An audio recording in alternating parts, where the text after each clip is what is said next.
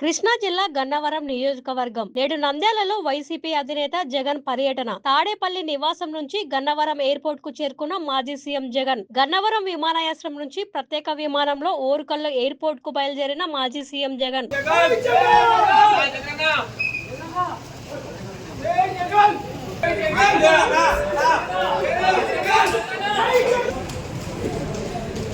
ఓరుకల్లు విమానాశ్రయం నుంచి రోడ్డు మార్గాన నంద్యాలలో హత్యకు గురైన పసుపులేటి సుబ్బరాయుడు కుటుంబాన్ని పరామర్శించనున్న మాజీ సీఎం జగన్